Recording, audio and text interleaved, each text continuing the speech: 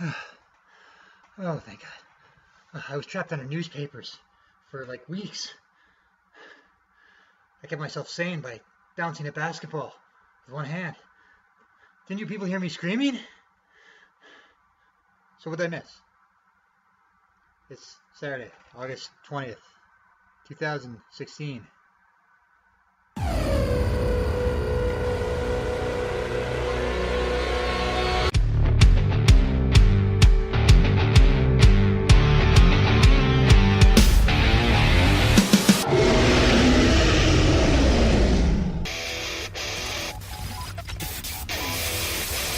This is not a test. This is the Wrestling News Experience.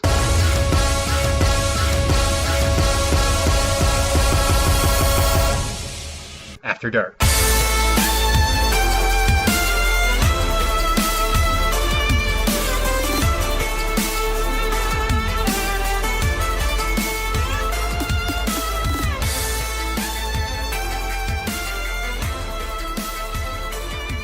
Alright, we are here. Back. For a while, I didn't say anything. I'm sorry. I had my reasons. I didn't really, but there were extenuating circumstances. We'll get all into that because we don't have time for that. We have way too much wrestling to watch this weekend. Way too much. Like, even if you're just watching WWE, way too much. Why is that open? Stupid. Updates to my speaker studio while I've been gone.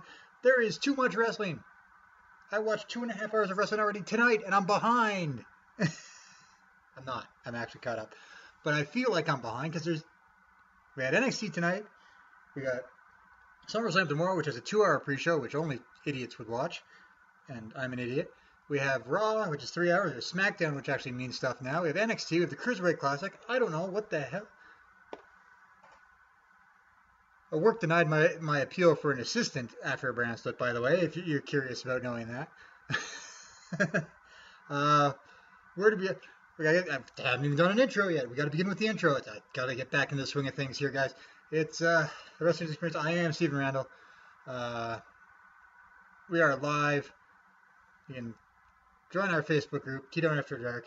You can follow me on Twitter at Dave the Camel. You can follow my day job is Goliath.com, a men's entertainment website where we do wrestling and video games and movies and stuff. You can get this podcast on Spreaker.com, 411media.com, iTunes, Stitcher, a whole bunch of places.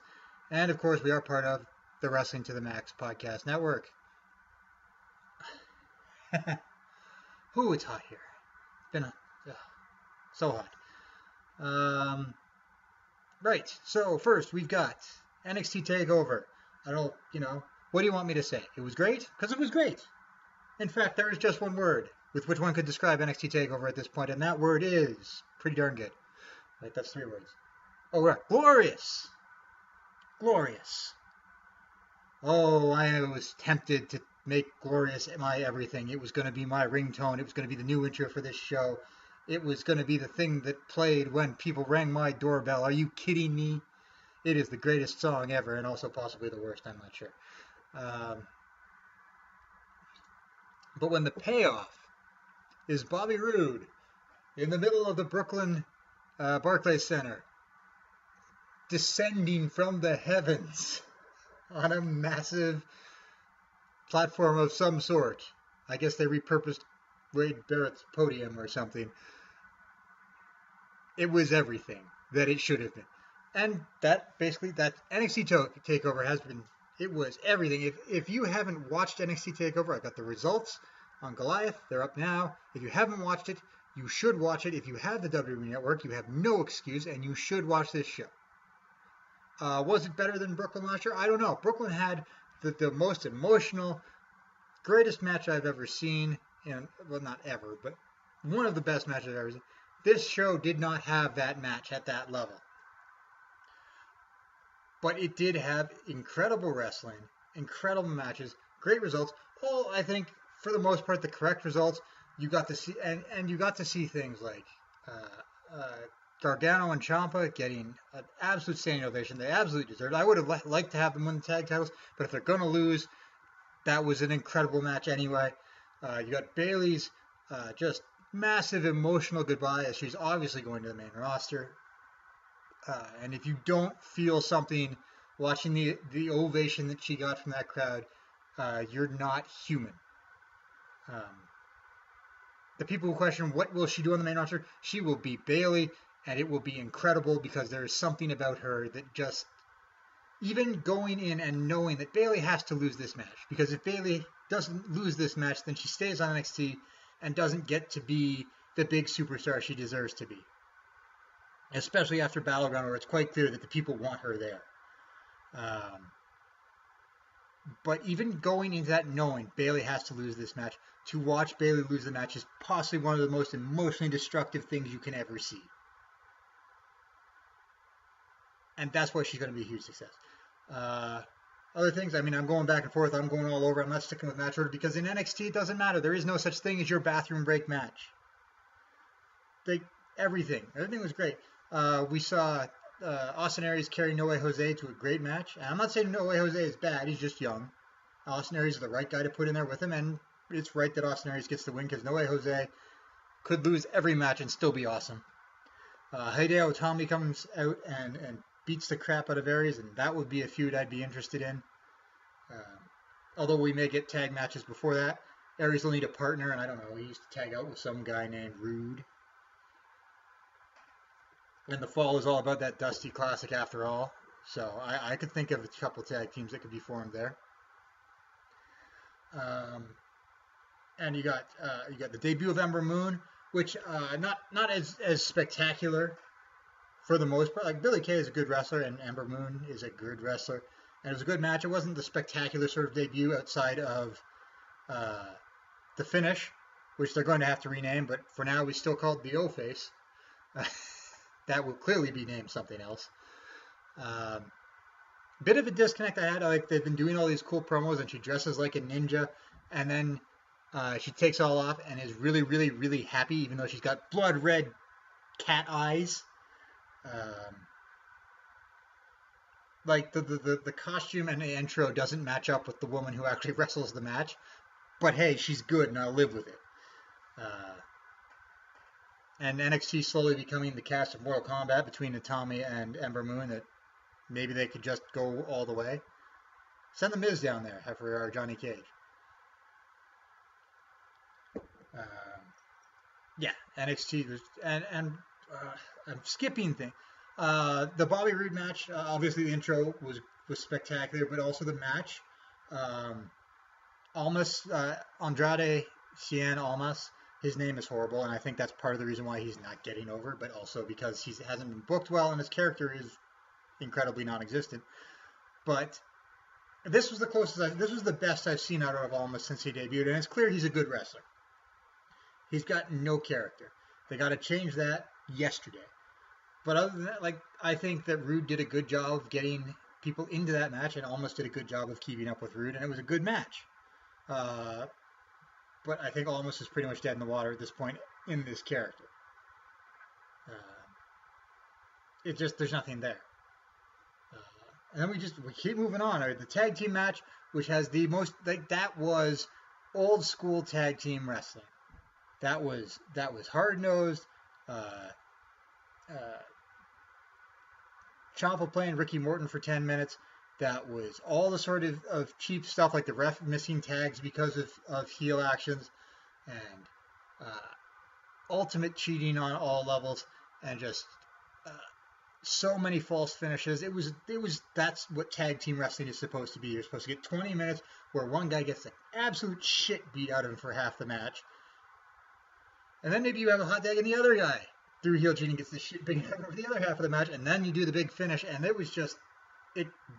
that match built perfectly to the absolute climax, and it's too bad that they lost, but at the same time, for Gargano and Ciampa, who, no offense, have wrestled in very, very small areas for their careers, to get inside that Brooklyn arena, to have 15,000 plus people just screaming at them,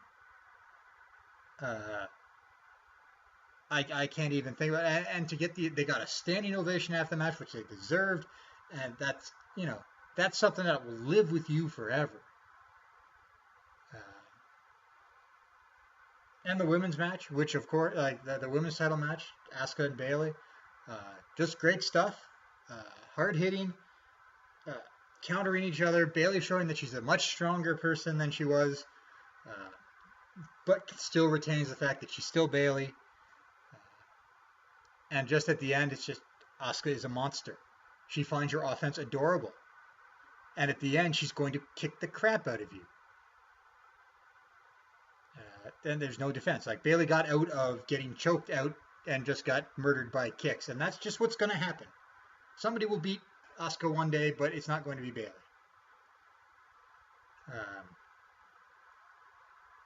And that's okay.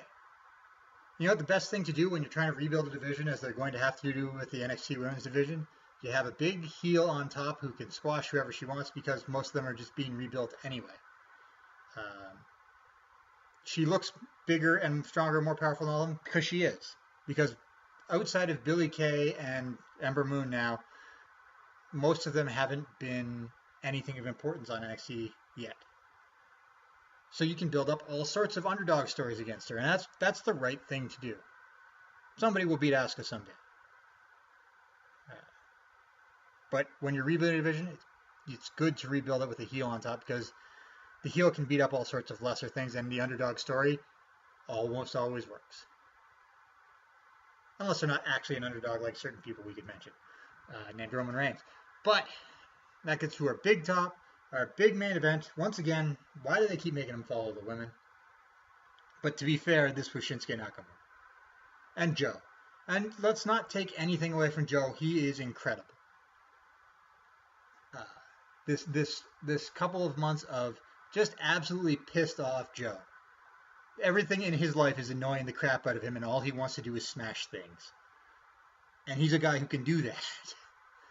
And then you got Shinsuke, who's not taking any of this seriously because he knows he's that damn good. And then you've got an intro with live violin playing and crowd singing along to the music. And he's just, Shinsuke Nakamura is performance art. I saw somebody describe him as that today. And that's what he is. Everything that he does he's a performer. He is a wrestler, but everything is performance. He doesn't do things that aren't flamboyant and cool, and everything he does is to get a reaction. And it's hard to not get invested in him. I almost disagree with giving him the NXT title because I feel like he's a guy who should be on the main roster. I can see why they wouldn't. I can see why they might give him a long reign and he'll go up in time for WrestleMania or be the first one up after WrestleMania. But he is a guy, it's just, he needs to have a WrestleMania intro. He needs to have 50,000, 100,000 people screaming along with his music. Because he should be the biggest star in the world. Or at least one of them. We've got so many options now. So in case you wondered, I loved NXT Takeover, and there was a small chance that I wouldn't. But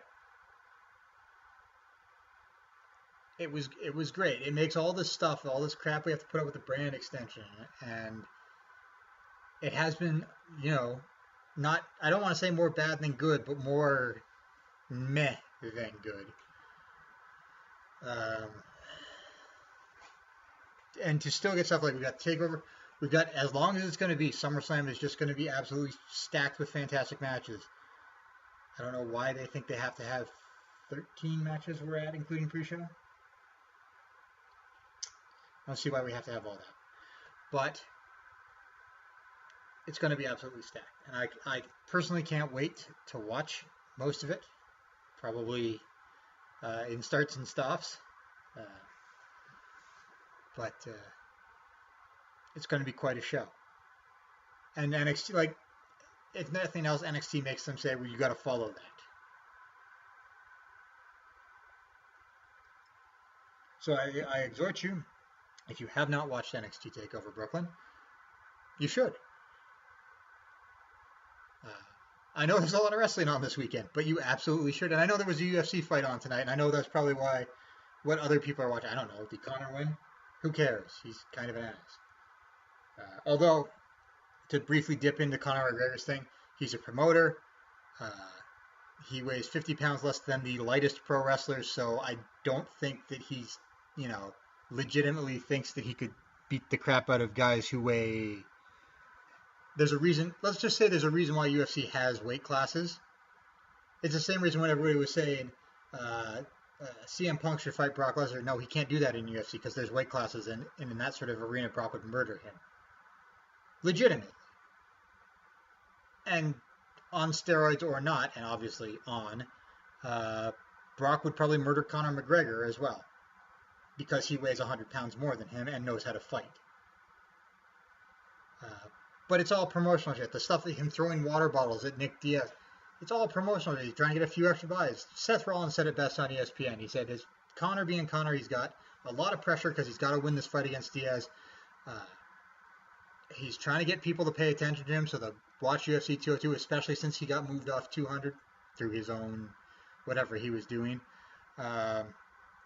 He's trying to sell. And guess what? He'll probably show up in WWE at some point. Maybe not as an actual wrestler, but he will show up.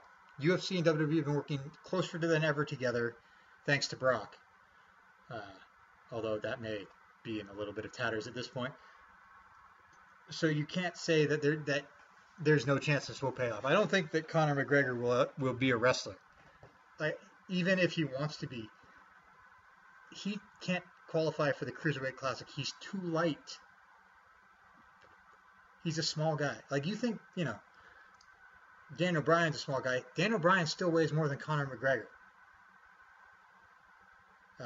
Kalisto weighs more than Conor McGregor. Just to put this into perspective. And I'm not taking away anything from McGregor. He's a good 145-pound fighter. He's apparently really good. I'm sure somebody will tell me if he wins or not. But it's, there's a reason there's weight classes. In pro wrestling, I'm sure he might do very well if he can put on some pounds and get up to that shape. But in either arena, his size would be a disadvantage when going against other people. And, realistically, he knows that there's guys in WWE who know how to fight.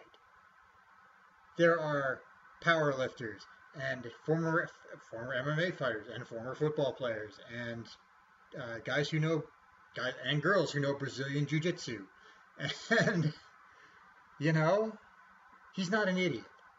I mean, maybe he's an idiot, but he has people around to not be idiots for him. He's just a showman. And that's all that I think this was. Because, honestly, WWE, I don't know. Did UFC promote SummerSlam on UFC 202 tonight? They might have. Because there's clearly a working relationship there. Of some sort. That seems to involve crazy negotiations by Brock, who apparently gets whatever he wants. What else we got? Are we done gushing about NXT Takeover? I mean, I could gush for more, but it'd just be saying stuff about how awesome it was more often, and I feel like we've talked that to death. What else we got? We have all those wellness suspensions, of course. How could I forget about all the wellness suspensions? Because I cover this for my day job. In case you haven't heard, Paige, Alberto Del Rio, and Ava Marie all suspended for the wellness policy for a varying degree of things that may have included take your pick, Adderall, recreational drugs, forgetting to get the necessary paperwork in, which results in a suspension, all sorts of things.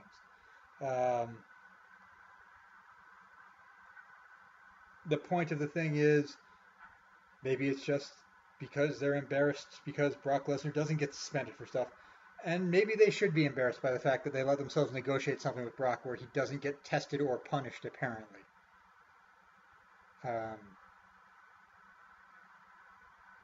I don't understand this. It's the major thing. I think it's almost worse than the Roman Reigns thing, because at least Roman Reigns is a full-time guy. You can accept that he made a mistake, and as much as I don't like the fact that he's came back and got a main event pay-per-view match, he lost that match. He's basically getting punished, although not really at this point. He's still on TV, still getting a feature shot. But there was punishment. Even if it was light, there was punishment. Brock is going to walk scot-free. Brock is going to main event SummerSlam. He will be the last match, because of course he will. He doesn't have an effect on buy rates. He doesn't have an effect on ratings. He does not make them any more money than another wrestler in the same position would. But he has a contract that lets him get away with lots of things and get paid lots of money to show up 25 times a year.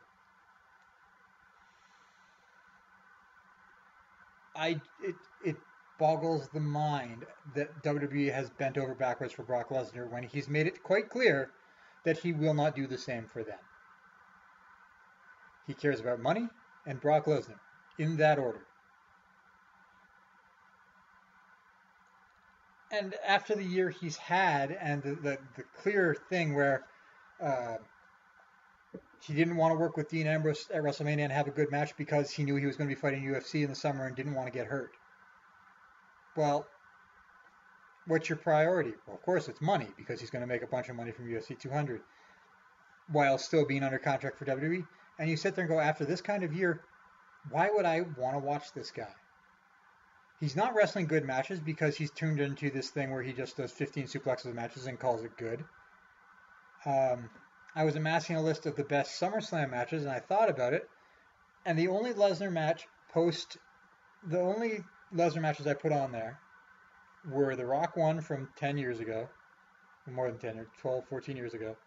The CM Punk match, which was basically the last Brock match before Suplex City. And the John Cena match, which only got on there for cathartic reasons, because who didn't like watching John Cena beaten into a paste? But after that John Cena match, Brock Lesnar matches became he throws 15 suplexes and calls it a day. Before that, you saw things like, oh my God, imagine what he could have been if he'd stayed in wrestling for that decade that he was trying to play football and being UFC heavyweight champion and all that. Imagine what we lost. But since then, he's found a way where he can show up 2 out of every 4 weeks for the build to the pay-per-view and the pay-per-view, do 15 suplexes, have Paul Heyman talk for him, and get out. And I'm not going to complain about him not getting punished for the promo on Monday where he said, I don't give a shit about your kids, because that was actually the best characterization of Brock I've seen. I don't get why people say Brock can't talk. Brock delivers threats with incredible accuracy. He is a motionless killing machine, and all he says is, I don't give a shit about you or your kids. And you believe that because he looks like an inhuman monster.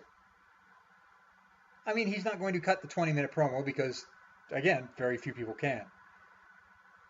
But when he does things like he did there, that was perfect. That's the Brock Lesnar. That was the fire of the Brock Lesnar that I remember watching when he was starting out and briefly when he came back before Suplex City started. That was the Brock Lesnar who gave a shit about what happened when he was in the ring. And I'm worried about our main event tomorrow night that is going to be Brock Lesnar versus Randy Orton, because I'm worried we're going to get the Brock that doesn't give a shit. If Brock cares, that could be a 5-star match. But I don't know why Brock would care. He's not going to, after tomorrow night, he's gone till the Royal Rumble at the earliest. None of this falls back on him. Why would he care? And meanwhile, you've got an entire roster of people who see him not get punished when he very clearly failed 2 drug tests. To be fair, he did not fail WWE drug tests, but that's only because he is not tested. And if you're a guy, if you're a Heath Slater or a Dean Ambrose, and you're a guy who's working his ass off, and you're subject to the wellness policy, but the guy who's main eventing your pay-per-view isn't, what does that tell you? And I hear Dean Ambrose got heat for saying this sort of stuff about how nobody wanted to work with him for the Brock Lesnar thing. And Steve Austin was being a dick during that podcast, by the way. Normally he's a fairly good interviewer, but he seemed telling Dean Ambrose to show me something, while at the same time not acknowledging the fact that Dean Ambrose even said he's tried to do stuff and people keep saying nah. Steve Austin should be a champion of Dean Ambrose, and he sat in there just telling him, "Show me some fire, show me some fire, show me some fire." I'm like, first of all, Dean Ambrose is a laid-back guy, and I get that. You can be a laid-back guy and be champion. It's part of what makes him kind of interesting. And nobody can ever say that Dean Ambrose hasn't worked his ass off, because when he was in that feud with Triple H before WrestleMania, he was doing everything right. Yeah, you can complain about his offense and all that crap, but Dean Ambrose was doing the work, and he's still doing the work as champion. And to say he's not showing any fire and not showing something and shaking things up, where does he get a chance to shake things up? They don't let him script his own promos. They don't let him wrestle the matches. He wrestles the matches they book for him. And apparently, if he sets a total line and says anything bad about that, there's heat and possibly punishment. Of course, Brock Lesnar skates free on that, but he's got the money and the contract to do so. Dean Ambrose doesn't.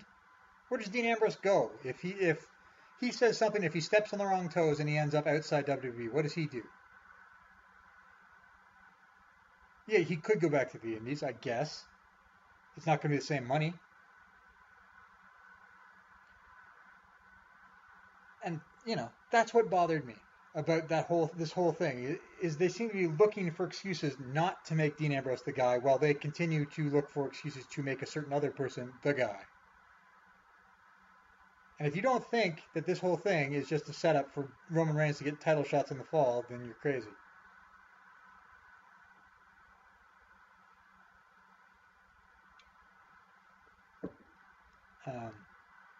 He may not win the U.S. title, although maybe he should, because that would keep him down there for a while. But that's what this is.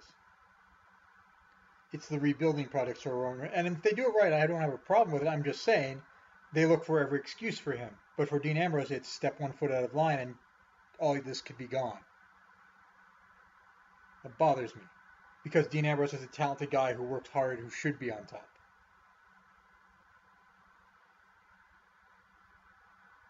But I guess we'll see. I don't think he's going to lose to Dolph Ziggler. Let's put it. And as much like Dolph Ziggler is another example of that. He's a guy who tried to shake things up. He, have problems with his methods, like getting pissy on Twitter and all that. But when he tried to shake things up, did they get better for him, or did WWE just continue to bury him in terrible feuds? Because he's under contract and they can do whatever the shit they want with him. Like, yeah, they're letting him cut loose now. I wonder if his contract's up for renewal or something. But that's just an offhand thought. Yeah, they're letting him cut loose now. Of course they are. It's on SmackDown. They don't care about SmackDown.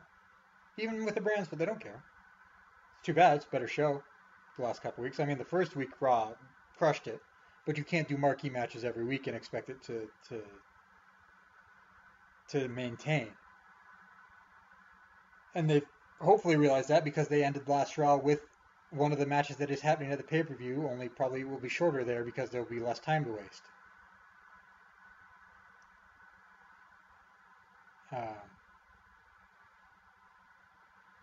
But yeah, there's another guy. He tried to shake things up, and look how it turned out for his career. He's now cutting promos about how, man, they screwed up my career, didn't they? And he's probably not going to win.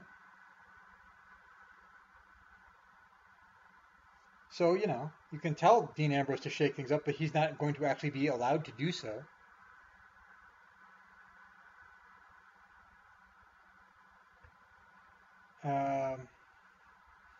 Where else we at? We got so much stuff. I've been gone so long. So much stuff. So I guess you've noticed I'm not a huge fan of the brand split. It's not that I couldn't be a huge fan of the brand split. It's that despite having now 2 brands, which means half the talent on each roster, they are massively squandering things. Like Sami Zayn got a throw at Battleground, beat his 15-year nemesis, and at SummerSlam got thrown onto the pre-show in a tag match against the glorified Dudley Jobbers.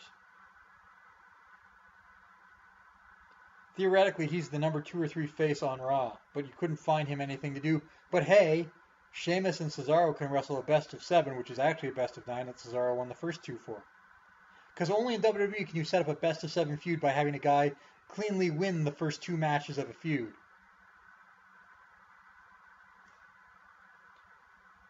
Like, that just screams of, we need content for our next Raw brand pay-per-view. Hey, a best of 7 will stretch that long.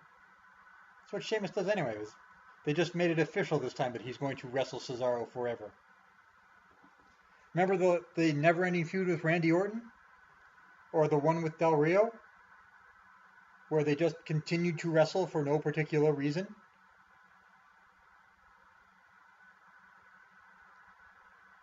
I don't know. I'm trying to be upbeat, but it just, you sit there and for the good things they do like 5 bad things, and you sit there and go, yeah, that's great. You know what? Eva Marie's a great heel. Great heel act. They're using it the right way. The only problem is at some point, you people who have been blinded by this heel act are going to realize at some point she's going to have to wrestle a match. And at that point, it will be so horrible that it won't matter that she's a heel because the fans hate her. The fans hate her because they know she actually cannot wrestle. Is there anyone on this planet who is actually looking forward to the eventual matches that Eva Marie will have? I don't think she's gotten better because they would have put her on TV before now rather than quietly maneuvering her off NXT because she can't wrestle. You're building the women's division on SmackDown around not having matches and a woman who actually is a bad wrestler. It is why I didn't want them to split the women's division, especially now because 2 of them are suspended, 1 on each brand. So now instead of 6 women's wrestlers, you have 5. There's nobody to fill this 6th slot on the pay-per-view. It'll probably be Nikki Bella, who's been cleared to return to the ring. But you sit there and go, your entire women's division is already in a match, and they don't have a title to fight for. And the one who's suspended can't wrestle. So it's not like you lost anything.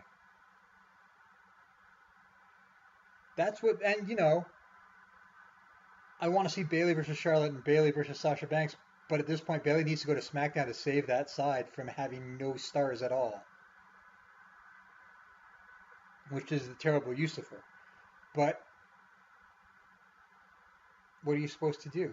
If you keep having everyone important debut on Raw, we're going to go back to that situation where SmackDown is the B show, even if they've got the World Heavyweight Champion and John Cena, who's definitely not going to be around most of the fall.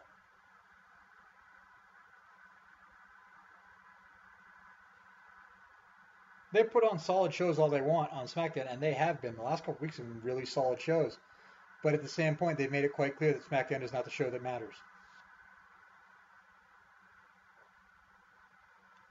They put John Cena onto it as a retirement home sort of thing. And someone pointed out to me this. Oh, there's another guy, Bray Wyatt, who doesn't have a match for SummerSlam. But someone pointed this out to me, that John Cena fought Alberto Del Rio on SmackDown this week. Guess what? He actually had to fight Alberto Del Rio if they wanted John Cena to have a match. Because you didn't want to give away Cena versus Styles on SmackDown before the pay-per-view, because that'd be stupid, right? Wink, wink. But, so he's not going to wrestle Styles. You can't beat Dolph Ziggler because he's got a title match on Sunday. He's not going to wrestle Dean Ambrose for the same reason. You don't want to job out Bray Wyatt again because you're just starting to rebuild him. And we covered he's not going to wrestle Styles. Baron Corbin isn't big enough yet. Everyone else has matches they're involved in SummerSlam. Alberto Del Rio is the only one left for John Cena to wrestle, and now that he's suspended, who does John Cena even wrestle on SmackDown? Or will, after this Sunday, he just stop showing up for a while? You tell me what you see happening. And the fact that, other than the world title and the Intercontinental title, which was decided by, triple threat match, that's right. Other than those 2 titles, there's nothing to fight for. You have a division with 6 tag teams that are all fighting each other in massive 12-man tag teams that don't matter because there's no title to fight for. In fact, they're just going to replay the match they did on SmackDown on the pre-show tomorrow. You have 5 women now, 6 in 30 days, who have no reason to wrestle because there's no title to fight for. And you don't have enough of a men's roster to have anything beyond an Intercontinental title feud, a world title feud, and whoever John Cena is fighting with right now. I get that it's only a 2-hour show, but that seems like a very thin brand that needs more people on it. And meanwhile on Raw, you're stretching out the third hour by wrestling half-hour matches and as the last half hour of every show. Yeah, that's great. We got to see Cesaro versus Rusev when we weren't expecting it, but it didn't make any sense, and it was clearly just you guys needed to fill time for half an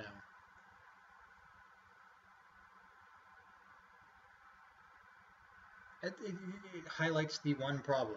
Doesn't matter how many good matches we have, they don't have enough of a creative team to make 3 hours of programming on Monday and 2 hours of programming on Tuesday and make it original with the rosters that they have split in half.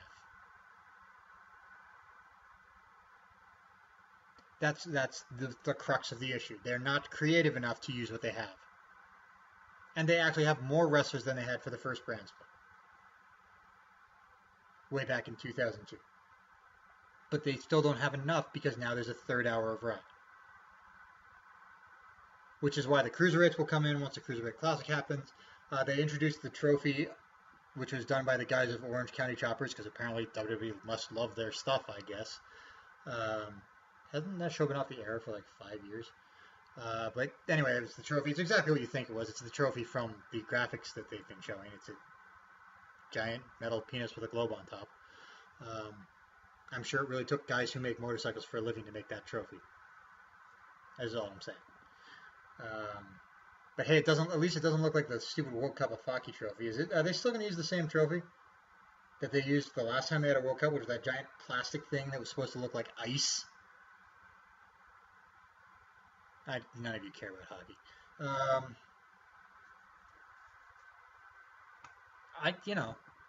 SummerSlam will be good from a wrestling point of view.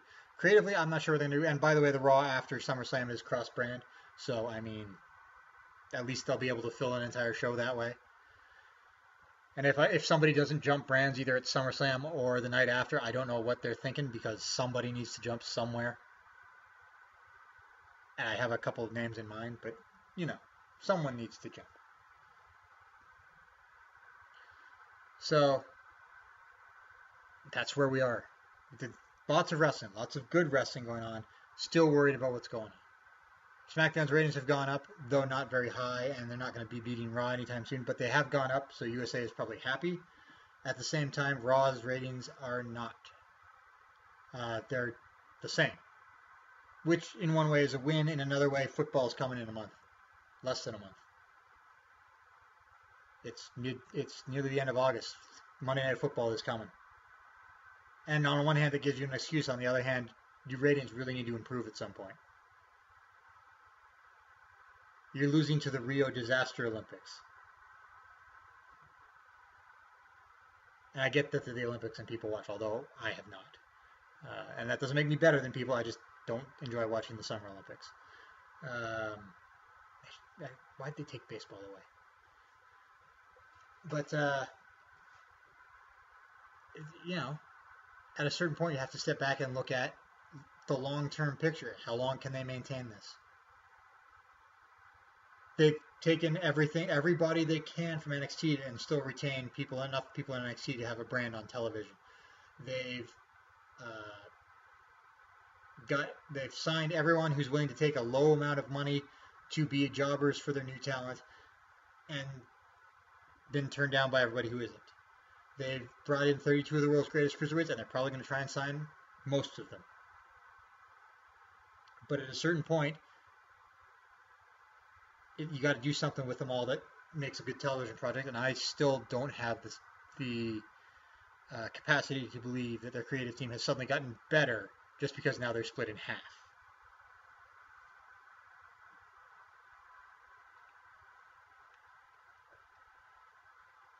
But hey, at least tomorrow we'll get to see what the Universal title looks like. That should be interesting. I wonder if Orange County Choppers designed that one.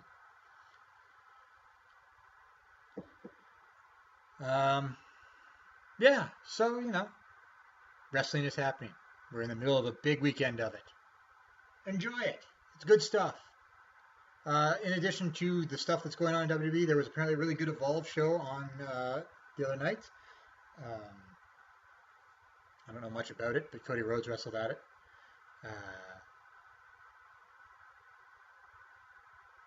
Giant Bomb's Dan Reichert is teaming up with Xavier Woods for something that means my wrestling and my video game worlds are colliding, so I'm having a bit of a problem there. And yeah, I don't know. There's lots of good stuff to watch, and God knows I'll be watching it. So hopefully, things can get better. NXT Takeover is great. NXT is still good. NXT is still great, and even losing like Bailey, like they will, they're still gonna have a lot of good stuff going on. The Dusty Rhodes Classic is coming up, so we have lots of tag team wrestling. Even if maybe the main event's a little thin, the women's division is still rebuilding. You got all those tag teams, and damn, some of them are good. But yeah, a lot of wrestling. Other than that, I wanted to say I haven't been posting in the Facebook group the slideshows that I do at Goliath because for this month we're running a test where I don't do quite as many slideshows, although I do have a couple for SummerSlam, which will go up after I post this podcast at some point. We just weren't doing as many because, there were business reasons for that. We're doing more news as opposed to slideshows because, I don't want to explain. It's all business stuff. It's just, I will say that hopefully there won't be as many absences, but at the same time, the podcast may get shorter. My current subscription to Spreaker runs out in October, and at that point, the podcasts are either going to have to be a half hour or just not happen because I can't afford the subscription again right now. My check engine light came on today. That won't cost any money. But we'll see. We'll see what happens. It's nothing anybody's done, and at least some people let me know that they made me felt like I was missed, which felt good. I wasn't trying to, fish for sympathy, but to be noticed that where have you been, Gutman? That was good.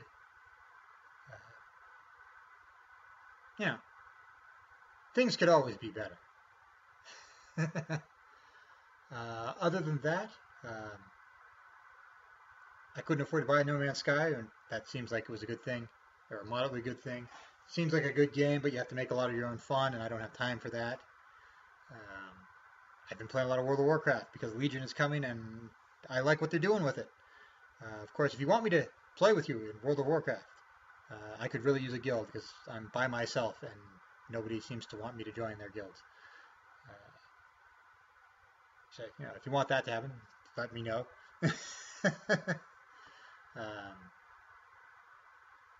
But other than that, we'll see what we can do to come back next week. Keep it tuned to the Facebook group. Follow me on Twitter at Dave the Camel. I will try not to fall out of communication again. that was inexcusable. But we'll see what happens. Enjoy SummerSlam. I hope if you haven't watched TakeOver that you do watch TakeOver. We will hopefully see you next week. Thanks to everyone for listening. Have a good one. Always be.